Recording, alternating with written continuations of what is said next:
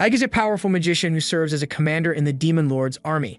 With his skill and power, he has become an invaluable member of the demon army, but there's just one problem: he is secretly a human. During a war, the orc troops are able to break through the walls of a castle thanks to some well-placed explosions near the base of the wall which Ike provided them with, and as all this is going on, he is watching from above along with the orc leader, who is greatly pleased with the results of his troops' invasion after following the advice of Ike. However, Ike isn't surprised by the outcome at all, since victory was all but assured once he was assigned to oversee this operation. Inside the castle grounds, the humans and demons are locked in deadly combat, but the demons are much better equipped to win with their innate strength, so the human soldiers are being slaughtered. And while all this is going on, the Knight Captain is up in the castle, watching his men die one by one from the safety of a castle window and probably regretting the day he chose to sign up as a knight.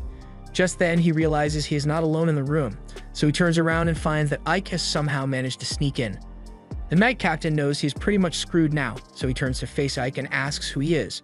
Ike introduces himself as the commander of the Demon Lord's 7th Undead Brigade, and he tells the Knight Commander he only has a few options left.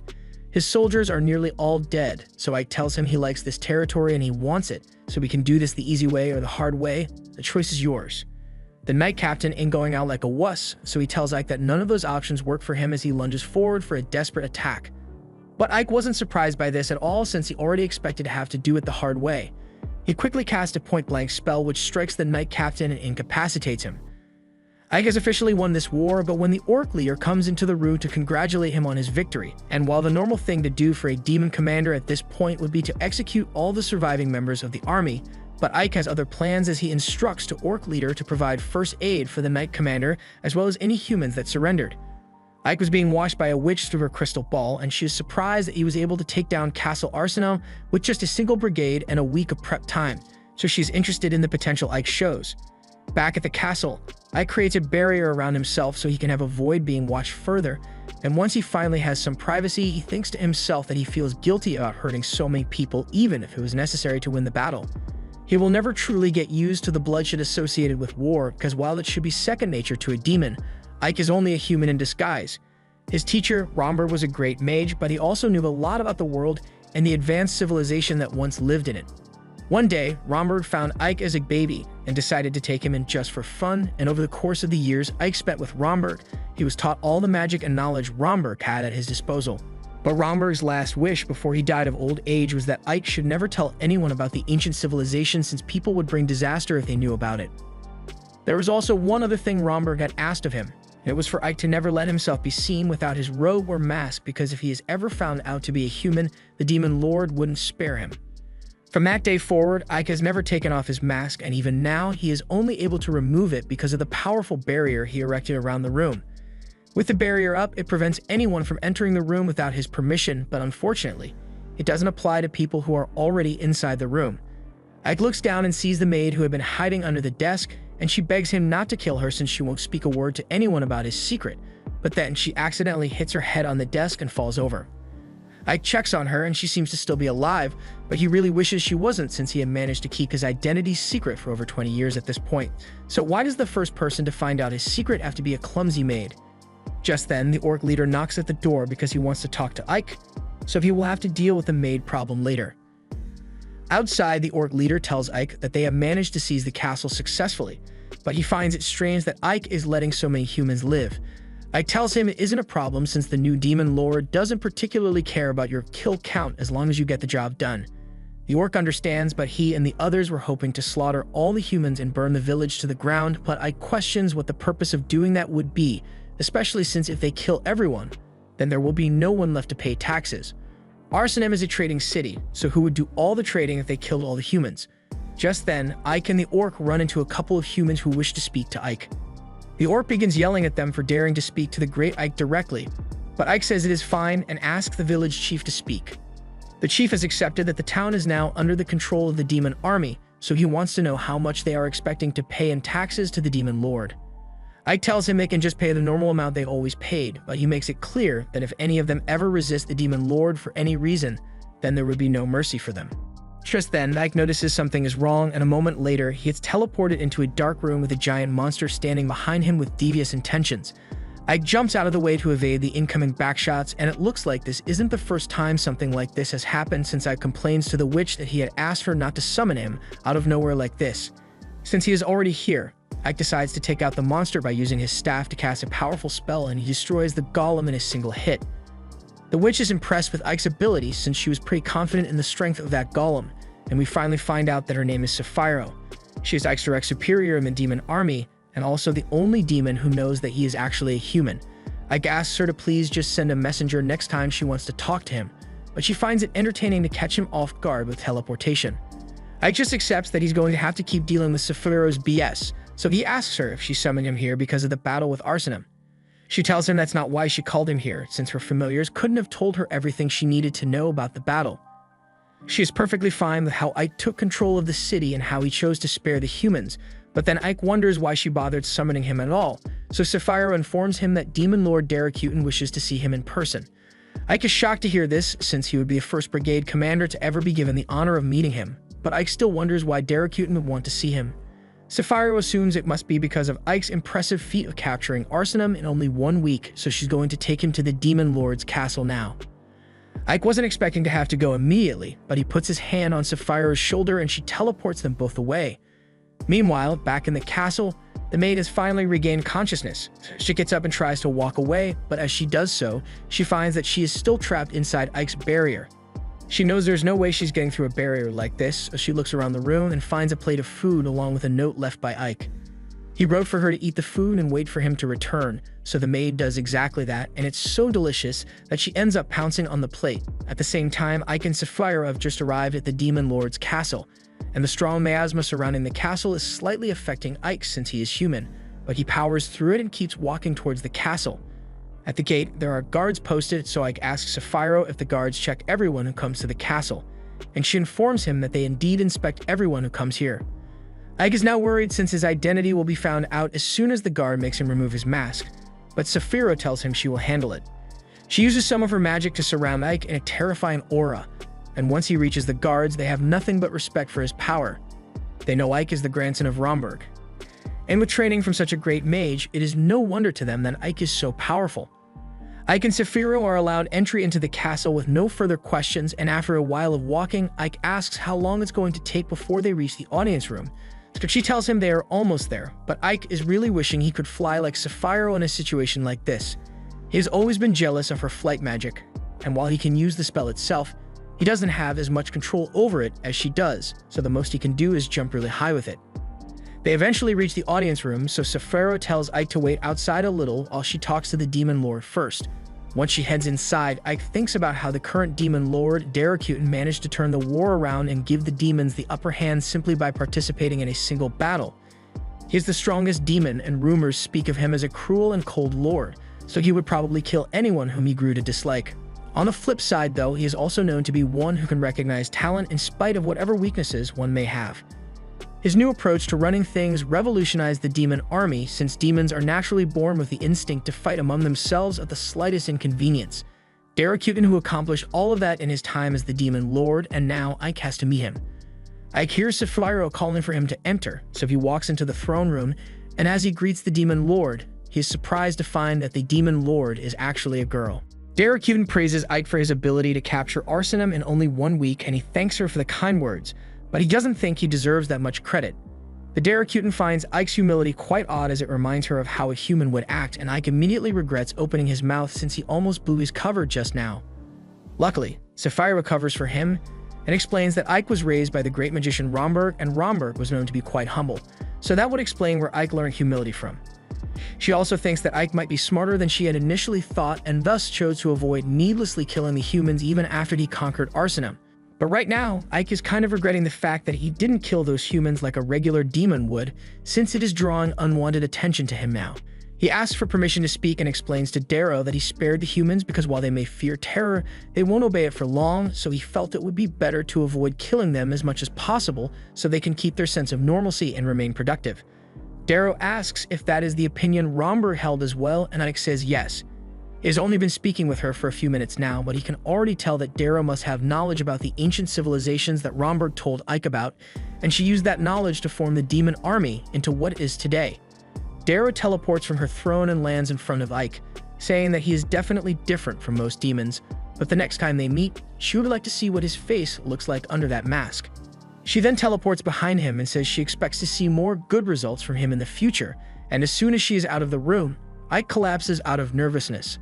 Sapphiro makes fun of him for being so nervous in front of Darrow, but while maybe a strong magician, he is still a wimp. What had him so nervous was the fact that Darrow could tell that the mask wasn't his real face, but at least she doesn't know that he's a human yet. Sapphiro also mentions that he is getting a reward from Darrow for his accomplishments, although she wouldn't exactly classify it as a reward. A while later, Ike teleports back to Arsenum to check on the maid, and he sees that she has eaten all the food he left for her. So he looks around and finds her sleeping behind the desk. He wakes her up, and as soon as she realizes that Ike is back, she begins begging for her life and asking Ike not to hurt her. Ike tells her to calm down since he doesn't plan on killing her, but first, he wants to know what her name is. She tells him she is called 13 since slaves here are only referred to by their numbers, but her mother used to call her Sadie. Ike tells Sadie that he can't just let her go now that she knows he is human, but she promises that she will never speak a word about his real identity to anyone.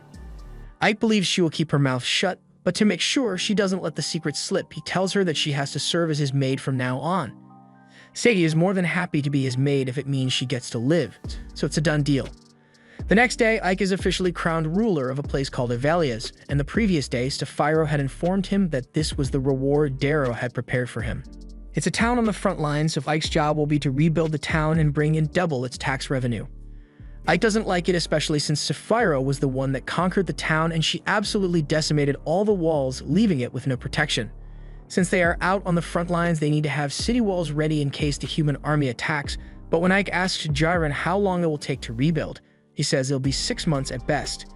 6 months is way too much time for a city to go without a wall, but with only human laborers, there is no way they'll be able to do it any quicker than that. However, Ike believes he has a way to get it down in only 1 month, and that is to use both demon and human laborers. Jiren has never seen humans and demons working together like this, and Ike even came up with the idea to have shifts of only 8 hours, so the wall repairs can keep going 24 hours around the clock, and he also pays the laborers a decent wage to keep their morale up. So Jiren is convinced that Ike is the demon army's greatest asset, and he is bound to eventually become the next demon lord. The war between the humans and demons continues, and at the moment, the demons have the upper hand, so Darrow-Kuten is rather pleased. However, their reports show that the humans are in the middle of making an alliance with a neighboring kingdom, and if they do, it may turn the tide of the war, so Darrow-Kuten decides to entrust the success of their attack to Ike. Meanwhile, in the human kingdom, the knight known as White Rose Alistair has been summoned to aid the kingdom in taking back Avalias, as they can't afford to lose another stronghold. Once her assignment is issued, she leaves to go fulfill it, and at the same time, Ike and Sadie are both in the kingdom on a mission as well, but Sadie has gotten a little distracted by a scam game. The man says all she needs to do is guess where the ball is located, and if she is right, then he will double whatever amount of money she bets. Sadie makes her choice, so the man asks her to place her bet, but unfortunately, Sadie doesn't have any money to place a bet with since Ike doesn't trust her with finances. The con artist is enraged that she wasted his time like this, but then he takes a second look at Sadie and says she can pay him another way if she loses. Just then, all the cups begin floating in the air, and it is revealed that the ball was never under any of them to begin with, so all the other people who lost money to the man become enraged and threaten him to get their money back. In the middle of the commotion, Ike pulls Sadie away and tells her she isn't meant to leave his side as his maid, so she apologizes, but she was just so curious. Just then, she notices that Ike is in a new outfit, so Ike explains that they are on a mission to scout out the enemy, so he couldn't come here dressed in his demon disguise. They begin to walk through town, and as they do so, they see a platoon of soldiers walking through the streets, and that's all that Ike needed to see to confirm that the kingdom is indeed forming an alliance. Alliances like these have been formed 3 times in the past, and each time, it resulted in the demon lord being defeated and the army being pushed back to the castle. Sadie is worried the demon army might be defeated again due to this alliance, but Ike expected her to be hoping for the downfall of the demons since she is pretty much a prison right now. Sadie explains that since her mother was a slave in human society, she would never be treated as anything other than a slave and would probably end up like the destitute kids over there. In that case, Ike tells Sadie that she doesn't need to worry since the current demon army is the strongest and wisest it has ever been, so they aren't going to lose so easily. They continue walking through the street when Ike hears someone yelling for both of them to stop, so he turns around and finds that it's the con artist who's trying to confront them. He is pissed that Ike ruined his perfectly good scam, So he brought this big guy so he could rob Ike as payback for what he did. Ike looks around and sees there are no people nearby, so he decides it'll be fine to teach the con artist a little lesson. In an instant, Ike casts a spell to freeze the big guy's legs in place and follows it up with several icicles pointed at the con artist. The con artist demands that Ike remove the ice so that he can continue robbing him, but Ike just stabs him in the shoulder to show that he isn't scared to hurt him if he doesn't comply. The man finally understands the situation he is in and agrees to tell Ike anything he wants to know, so Ike asks him what all the soldiers in town are for, since they all seem to be in quite a hurry.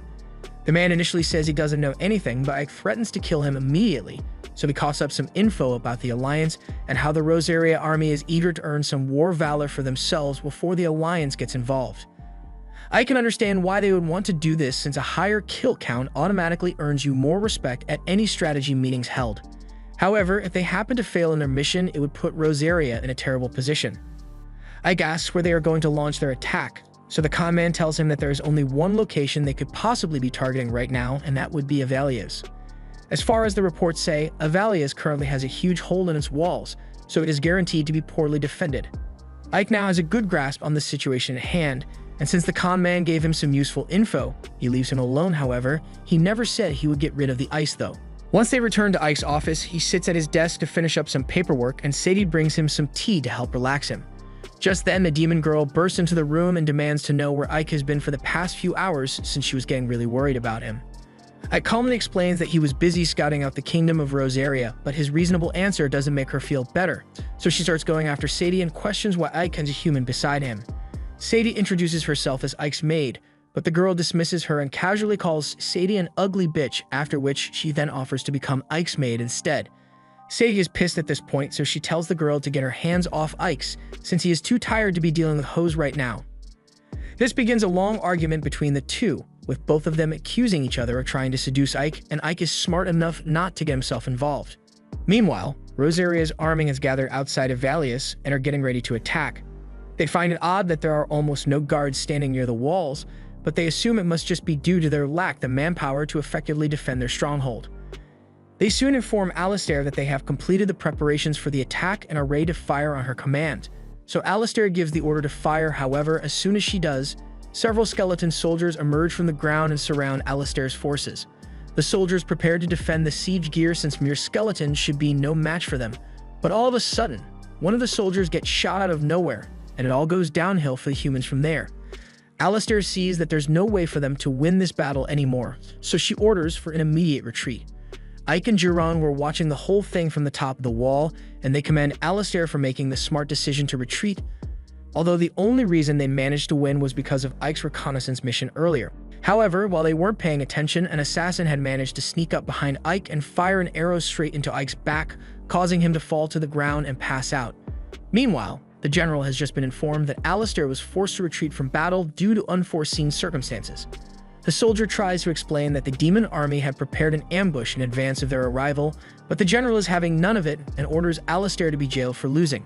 The soldier realizes that's a stupid move, so he tries to explain that Alistair is one of the greatest commanders in the kingdom, and he is saying he wants to throw her in jail for a single loss. That will only ruin the morale of the soldiers and affect their future battles negatively. But the general doesn't care and insists that Alistair must be punished for failing the mission he sent her on. Back at Avalius, Ike wakes up in bed after recovering from his wound, but he finds Sapphiro sleeping next to him, so he has a lot of questions to ask. First off, he wants to know why Sapphiro is in bed with him, but she avoids the question and says she saved his life, but she's making the situation sound very sus though. Eventually, Ike convinces her to be serious and tell him what happened, since he doesn't remember how he ended up like this, so she informs Ike that she healed him after he got shot in the back with an arrow. It was a devastating injury, but thanks to her healing, there shouldn't even be a scar left by now. Moving on, Sapphiro mentions that the reports say not a single human was killed during the attack. She knows Ike is averse to killing people when he doesn't need to, but he may earn the suspicion of the Demon Lord again if he keeps acting this way. Ike understands Sapphiro's point, but he is trying to find a way for humans and demons to live together without needing to fight, so needless killing would only serve to derail his plans. Sapphiro can respect Ike's dedication to finding peace between the races, so she drops the subject for now and tells Ike to stay here for now and get some rest, since he is still only human after all. Once Sapphiro is gone, Ike takes a look at the arrow that was used to shoot him. According to what he has been told, he was shot from behind, meaning either someone had to infiltrated the castle to get to him, or was it betrayal from someone close to him? Just then, Ike hears a knock at the door, so he puts his skeleton mask back on just as Sadie and Lilith come in to check on him. They were both worried about Ike. They are also still arguing about which one of them gets to seduce Ike, so Lilith tells Sadie to keep her distance from Ike while she snuggles up against his arm. However, Sadie also wants to get close to Ike, so she and Lilith both get into another fight, but luckily, Jaren comes to the rescue and quickly grabs Lilith before throwing her out of the room and locking the door. Lilith begins banging on the door and asking to be let in, but Jaren knows that she is seriously annoying Ike, so he keeps her out. Ike thanks him for his help and asks him for a favor since he wants to know where Alistair currently is. Jaren promises to look into it, so after a few hours of research, Ike is informed that Alistair has been imprisoned for her failure to reclaim Avalias. This was meant to be a simple covert mission to meet with Alistair, but unfortunately, Lilith followed him here and starts warning Ike that humans can be pretty violent at times, so it's not safe to come here in person. Ike thinks he will be fine since there's something he wants to ask Alistair in person, but he also doesn't recall asking Lilith to come with him. Lilith says it'll be more interesting with the two of them together, and after they are done with the mission, they can have as much fun as they want. Besides, Sadie got to come with him on his last mission, so it's only fair that she gets to join him on this one. Ike doesn't want to argue about it, so he allows Lilith to tag along this time, but he needs her to keep up with him. They eventually get to the front gate of the prisons, and it doesn't look like it is particularly well guarded, so Lilith believes she could probably break her way in all by herself. Ike stops her and says he doesn't want to cause a fuss, so instead he wants them to get in and out as fast and as peacefully as possible. However, Lilith had already knocked out the guards by the time he had finished talking. They head inside, and the place is a lot bigger than Ike thought it would be, so it may take a while for him to find Alistair's cell. However, Lilith has a better idea and just beats up the prison warden to get him to give up his keys and tell her where Alistair is being kept. Alistair is apparently on the top floor, but as Ike and Lilith are about to head up, the rest of the guards show up due to all the screaming they heard from the warden earlier. Lilith tells Ike to go on ahead without her while she handles the guards, but before Ike leaves, he reminds her that he doesn't want any unnecessary bloodshed. Lilith promises not to kill anyone, but as Ike is leaving, he hears the guards scream in pain with several broken bones.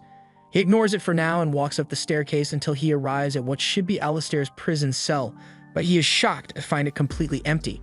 Just then, a girl sneaks up from behind and tries to stab Ike in the back, but he manages to evade her and pin the girl to the ground. He soon realizes that the girl is actually Alistair, so he gets off her and says he wants to ask a question.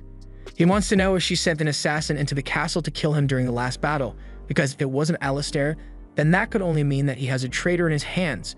Instead of answering right away, Alistair approaches Ike and asks if he is really a demon since he doesn't seem like one to her. Ike tries to play dumb, but as the guards begin to climb the stairs to come after him, Ike gets distracted, so Alistair seizes the opportunity to put her knife to his throat and ask him once more if he is actually a human. She wants to know if Ike is really a human or not, so even as the guards begin to close in on him, she refuses to let Ike move until she gets her answer. Since she doesn't want him to move, Ike says he won't move, but that doesn't stop him from casting a spell.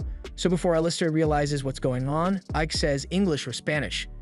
Everyone is immediately frozen in place, so Ike walks up to the guards and blows them away with a wind spell. However, in the next moment, another guard sneaks up behind Ike and attempts to strike him down with his mace. Ike manages to dodge out of the way, and once he's safe, he uses gravity magic to pin the guard to the bridge grate and eventually cause him to plummet to his doom. However, before he hits the floor, Ike casts another spell to break his fall. Alistair can't understand why Ike would go through the trouble of saving a human, but the damage to the bridge extended farther than Ike had expected, and Alistair still can't move, so the grate beneath her eventually breaks apart, and she ends up falling to her doom. However, just like the last guy, Ike saves Alistair before she hits the ground. Alistair is even more confused than before since it makes no sense for a demon to save her life, but Ike ignores her and properly introduces himself this time.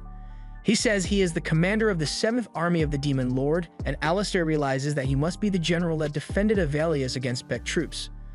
Ike uses the fact that he is a demon commander as proof that he couldn't possibly be a human since the demon army would never be dumb enough to let a human become a high-ranking officer in their army. Alistair now believes that Ike is a demon, so Ike reiterates his question and asks Alistair if she was the one who sent an assassin, but she stubbornly refuses to tell him anything regardless. She is a proud knight of the kingdom, so she would rather die than provide any information that could be useful to the enemy. Ike realizes she isn't going to give him the answers he's looking for, so he just walks up close to Alistair and begins using mind-reading magic on her. As he is doing this, Lilith comes in to check on him, and she is furious that Ike would be flirting with a human woman when she is right here. She tries getting Ike to hug her instead, but he has already gotten all the info he needed from Alistair's head, so he says he will be leaving now. As he and Lilith are walking out, Alistair calls out and asks why Ike went through all the trouble of breaking into the prison if he was just going to leave peacefully. So Ike tells her that he no longer has a reason to stay since he knows Alistair had nothing to do with the assassination. And while he was reading her mind, he got to see a couple of her thoughts, so he tells Alistair that she shouldn't feel so bad about losing the battle for Avalius since it is important for a commander like her to learn from her mistakes and keep moving forward. After that, he tells Lilith to get ready so they can leave, but before that, she suggests that she and Ike can go somewhere private and have a little fun first. However, Ike shuts her down and immediately opens a portal to teleport them back to the castle, and after they are gone, Alistair is left with a lot of questions about what just happened. Back at the mansion, Ike is greeted by Sadie as he returns, and he tells her that he has a present for her. She is curious to see what it is, so she goes over to him and Ike pours a bag of rice into her hand. Sadie has never seen rice before, so she has no idea what it is, prompting Ike to tell her he found it in the capital city of Lazas, and that it will help raise the productivity of Avalius. He was ordered to find a way to double the tax revenue for the town, so while Avalius already produces a lot of wheat, if they switched over to rice cultivation, he will be able to increase the productivity of the entire town. Sadie doesn't know what productivity means, so Ike takes it upon himself to explain that he means they can grow a larger amount of rice than that of wheat. This also means that they won't be needing as many farmers to help with the cultivation. And that means those people will be free to do something else with their time. So overall, the productivity of Avalius will slowly rise and it will eventually become rich. Ike asks if Sadie understands everything he just said, but her brain is still trying to process the meaning of productivity, so Ike's economics lesson was totally wasted. He simplifies it and says it means the people will get to eat lots of food and you will be able to make lots of tax money in the process. Sadie finally understands Ike's point, so in order to get things rolling, he wants Sadie to try cooking something with the rice. She has never tried cooking rice before, so she asks Ike what she is meant to do with it. However, he has no idea either since he has never seen rice before. Sadie is surprised that there are things even Ike doesn't know, but she still doesn't know what she's supposed to do with the rice. All Ike knows about it is that you're supposed to go from low to high while cooking it, so he entrusts Sadie to figure out the rest while he handles some important business in town. A few minutes later, Ike calls for Jiren to assemble all the soldiers in his army in the courtyard, and once that is done, he starts thinking of what he knows so far. The arrow that was used in the assassination attempt belonged to Alistair's army, but he read her mind and she knew nothing about any assassination attempt, which could only mean one thing. Someone attacked him and tried to make it look like it was Alistair's doing, and while he doesn't like having to suspect his soldiers, he also has to face the fact that there is likely a spy, and they are among his soldiers. He proceeds to use his mind-reading magic to scan the brains of everyone that is gathered, and eventually, after going through everyone's mind, he finds a goblin who is panicking and hoping he doesn't get caught. As soon as Ike's suspicion is confirmed, he teleports right in front of the goblin and accuses him of being a spy. A while later, Ike goes over to Sapphiro's castle to ask for some advice, but he just so happens to teleport in while Sapphiro was taking a bath. She doesn't seem to mind being naked in front of Ike all that much, but Ike does mind, so he says he will wait outside. Before he steps out though, Sapphiru asks him if he has a traitor in his army.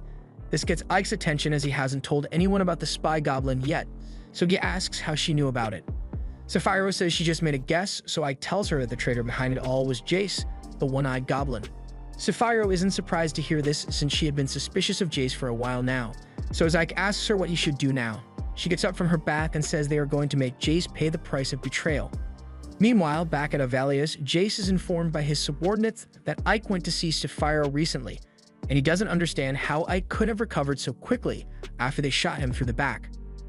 But there's even more bad news for him as another subordinate comes up to him and says they've lost contact with their spy in Ike's army. Jace knows this is bad news since it likely means Ike is onto his little scheme, so he decides that he will gather his forces and attack Ike before he gets taken out. However, to his horror, he is soon informed that Ike is out in the street looking for him. Jace goes out to meet with Ike, and he puts on a nice act, saying Ike should have let him know if he was going to stop by so suddenly. Ike says he just happened to be in the area, so he wanted to pay Jace a visit alone. However, Jace pulled up with his entire squad, so Ike asks him if he is planning on starting a war or something. Jace tells Ike that this is his territory, so Ike has no business here in the first place. He also mentions that Ike got injured a while ago, so he must really be losing his edge as a commander if he let himself get struck by an arrow so easily. Ike agrees with him and says he was indeed careless back then, but he never expected to be betrayed by someone on his team, so there was no way he could have seen it coming. Since Ike knows Jace is the traitor, Jace stops acting nice and tells Ike that he was careless to come here alone since Jace's entire army will rip him to pieces now. Ike is glad to hear that Jace brought his entire army to attack him since it means he can just blow them all up at once. Jace looks to the sky, and he sees several giant meteors raining down upon them. This is the work of Sapphiro and her devastatingly destructive spell. She enjoys using it so much that she forgot to warn Ike to get out of the blast radius, although she is sure he will be fine. Meanwhile, down on the ground, Ike is totally not fine as he is forced to hide behind a building to avoid getting blown up. He had asked Sapphiro to limit her attack power so that they could rebuild this section of the city afterwards, but she obviously ignored his request because this is way too much power. After the initial volley of explosions is over, Sapphiro begins the second phase of their plan as she orders her skeleton soldiers to begin slaying all the goblins that manage to survive. As Jace watches his men die, Ike teleports behind him and offers him a choice. He can either surrender now or he can surrender once everyone is dead. And after seeing what Ike is capable of, Jace still foolishly orders his men to kill Ike. Ike uses a wind spell to blow away the two attacking him from the front, but while he was doing that, another goblin attempts to stab him in the back, but Ike prepared a shield to protect himself, and he proceeds to take out the rest of the goblins with his magic. While all this is going on, Jace is making a run for it since he never really cared about his soldiers to begin with. However, before he can make a clean getaway, he gets cut off by one of Sapphiro's monsters, so he is forced to use a smoke bomb to distract it and sneak away into the alleyway. He slinks away into a portal and appears out in the forest, so he is certain that he successfully outsmarted Ike and Sapphiro. But as he is about to go down this secret pathway, a fireball is shot at him by Ike. Jace asks how Ike could have possibly found him since no one knows about this secret path except him, so Ike explains that he had been tracking Jace with one of his familiars this entire time. He then asks Jace to surrender immediately because there's no way Jace can win or escape. Rather than surrendering, Jace decides to attack Ike, but his punches are far too weak to get through Ike's shield spell, so Ike blows him back. Jace is then bound by magic vines and hung up so that he can escape, and this is where Jace finally admits defeat. You can see why the Demon Lord holds Ike in such high regard, and he personally thinks Ike has a lot of talent, so he has a proposal for him. He wants Ike to join forces with him so that they can take over the Demon Lord's army and get things back to how they used to be. He complains that even though demons naturally derive joy in subjugating and killing humans, she has forbidden any of them from killing humans without a good reason for it. There are many demons who don't like her way of doing things, so Jace extends an invitation to Ike to help dethrone her since she isn't fit to be a Demon Lord. Ike obviously refuses, so Jace breaks one of his hands free and throws a knife at Ike. And Ike easily dodges it, but he feels insulted that Jace really thought that would work on him. Ike begins questioning Jace on who else is plotting to overthrow the Demon Lord, but he refuses to reveal any information. Sapphiro soon shows up and she is prepared to torture Jace as much as necessary in order to get the info, but Ike pleads with her to let him try to get it peacefully since he doesn't want to hurt anyone excessively. Sapphiro complains that Ike's methods take too long, so she's going to have to take drastic measures here. Just then, Jace begins to turn purple and cry out in pain, which is surprising since Sapphiro hasn't even done anything yet, so that can only mean Jace was poisoned by the other demons in his group to keep him from spilling their secrets. Ike tries using an antidote spell, but the poison is too strong, so Jace is going to die sooner or later. Before he dies, Sapphiro asks him if he still wants to protect the identities of the people who poisoned him without a second thought, so Jace agrees to tell her who the leaders of the rebellion are so she can get revenge for him. Once they have this information, Sapphiro and Ike go to meet with Daracuden and inform her that there is a rebellion being led by the 3rd Division commander, Bastio, and since they are accusing Bastio of treason, Daracuden wants to hear what Bastio has to say for himself. Bastio claims that both Sapphiro and Ike are simply trying to frame him, which is why they killed Jace to keep him quiet. He also claims Sapphiro is plotting to steal the 3rd corpse away from him, but all these baseless accusations only serve to enrage Sapphiro. Daracuden tells Sapphiro to calm down since she's going to handle the situation, after which she tells everyone that the more power a demon possesses, the more hungry for power they become. It is that ambition that makes demons who they are, so she can't in good conscience punish a demon for ambitiously seeking power. However, with all that said, she is not stupid.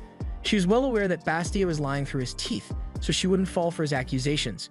And she is also aware that Sapphiro is still loyal to her. However, it is still Sapphiro's fault that Jace betrayed her since she's meant to maintain her troops' loyalty. Sapphiro accepts responsibility in that regard, so according to the demon's rule of law, Daracuden is meant to eliminate both of them. Yet she doesn't do that because it would be a waste to lose 2 core commanders at the same time. Instead, she decides that they will hold a duel and whoever wins will be allowed to live. A while later, Sapphira is preparing herself for the duel, and the Demon Lord has just sent her the details of the duel, so she tells Ike that she will be fighting with puppets. As part of the rules, she is not allowed to participate in person, but neither is Bastio. They will both be put in charge of 50 puppets, and victory will be declared whenever one side is able to wipe out all of their enemies' puppets. That seems a little too complicated for a duel, since Daracuten could have easily just had them fight to the death, but Saphiro assumes the Demon Lord wants to test their skill as commanders, but that doesn't make it any less unusual. There's one more thing Sapphiro forgot to mention. Daracuten made a provision for commanders to appoint a stand-in to fight for them, so she's choosing Ike to fight in the duel with her life on the line. Ike asks her if she's sure she doesn't want to handle this duel herself, but she says she is much more likely to win this way since the duel is a contest of skill between commanders, and she believes Ike's skill as a commander is far superior to hers. Although she is still a lot stronger than him, but for now she is entrusting her life to him. Ike doesn't like being forced to fight for Sapphiro's survival, but he's got no choice now, so he's just going to have to do his best. Ike is taken to see the puppets that he will be commanding, and according to what he has been told, these puppets all have equal amounts of strength, and they follow their commander's orders to the letter. So the only deciding factor in this duel will be the leadership abilities of the commanders. They are also allowed to equip the puppets with weapons as they see fit, but Ike doesn't think those swords will be good enough to ensure his victory.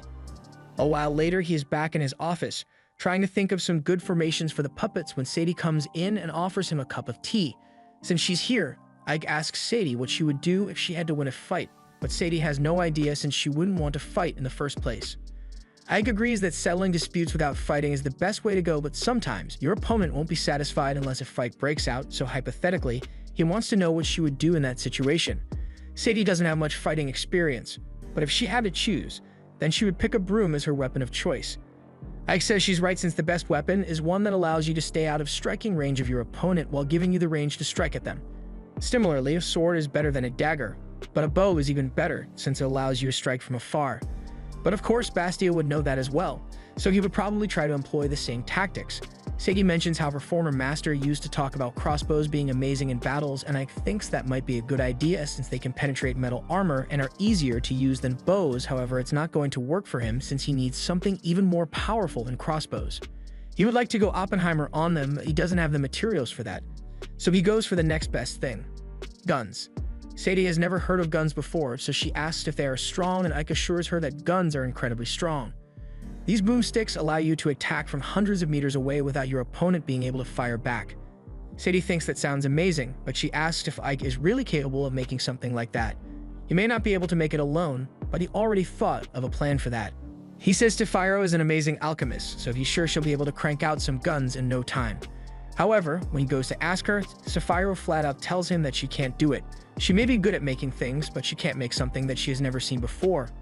Ike tries to explain that it's just an iron cylinder with gunpowder to launch a bullet, but Saphiro ignores him and starts asking Ike to join her for a swim. Meanwhile, Bastio has just been informed that Ike will be taking Saphiro's place as commander, and while his underling assumes that Saphiro must be afraid of him or something, Bastio knows that Saphiro must have some kind of plan in mind, although he doesn't know what that is. But for now, he lets his underling know that he is really impressed with the sword that was made. The underling tells him that it was crafted using a dragon's tooth, and he can have enough made to equip all his soldiers with one, but Bastio says he will need a lot more than just 50 swords for what he has planned. Meanwhile, Ike has just gotten out of the pool with Saphiro, and he can't believe how relaxed she is when failure on his part would mean her death. Just then, someone sends Ike's coat floating over to him, so he thanks the person. However, a moment later, he is shocked to find out that the person was Daracuten. This is really bad for Ike since he is not wearing his mask, but he thinks he can bluff his way out of trouble since Daracuten may not recognize him. She drops a bag on the ground and tells Ike to open it, so Ike does so and is astonished when he sees a bunch of boomsticks. She knew Ike was trying to get his hands on some, so she went through the trouble of getting it for him. Ike tries to deny it since he doesn't want her to know who he really is, but Daracuten tells him that there's no point in lying about it since she already knew he was human. Romberg had told her all about Ike, so she knew from the very beginning that Ike was human. But if she knew from the start, then Ike asks why she didn't eliminate him immediately. She says she let him live for the sake of her wish, since no matter how much power she possesses, she won't be able to achieve her goal without having people by her side to fight for her. Ike asks her what her wish is, so the Demon Lord explains that she wants to build the peaceful world she desires, and to do that, she needs as many skilled people as possible, so she wants Ike to help her achieve her goal. Ike says he is happy to serve her and Daracuten is pleased, so she teleports away. After that, Ike takes the guns to Sapphiro so she can see what they look like, and she finally understands what guns are, so she asks Ike how she is meant to make bullets. Ike says it's a metal ball, so Sapphiro conjures one up. However, it's way too big to be used as a bullet. Ike tells her it needs to be small enough to fit inside the gun barrel, so Sapphiro understands what she needs to do, although she doesn't like it because making small things gives her terrible acne. Just then, a huge explosion occurs, but Sapphiro didn't sense any magic, so Ike explains that it was probably caused by the gunpowder in development. Fiorentina comes out and tells Ike that she has made the powder he asked for, so Ike asks Sapphiro if she's done with the bullets, and the ones she made this time are perfect, so he wants her to make around 500 more of them. Sapphiro agrees to get him the bullets, although she offloads all the work onto Fiorentina since she doesn't want to do it. Ike apologizes to Fiorentina since he's going to need her to make the gunpowder and bullets since Sapphiro doesn't want to help, but she says she's already used to it because Sapphiro never wants to do her job.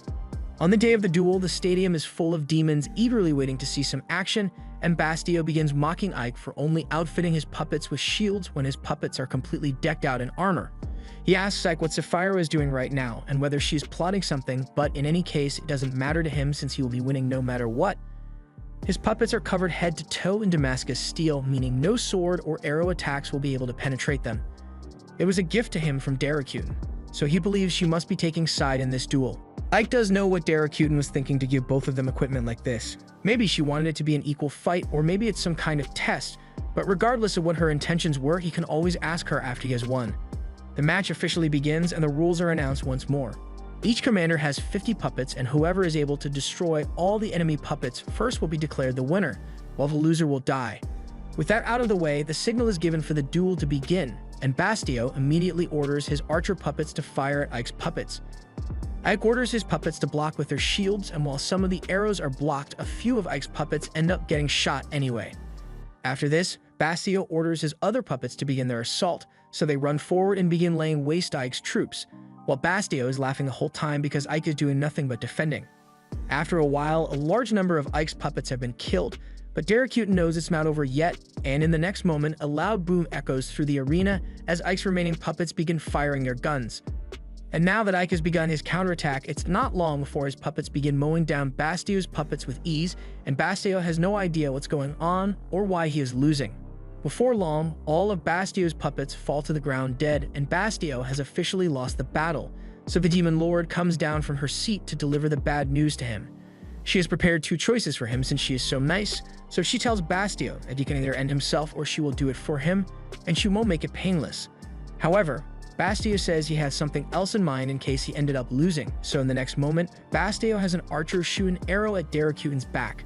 However, unlike Ike, she was able to see it coming and caught the arrow before it hit her, but something she didn't see coming was the fact that there was a high-power explosive attached to the arrow, and as a result, she gets blown up. Bastio then sets off another series of explosions in the stands, killing a bunch of spectators and allowing his undead soldiers to enter the arena, and he now declares that he will be the new Demon Lord from now on. This was the end of episode 4. Thanks for watching. Subscribe to not miss the next part.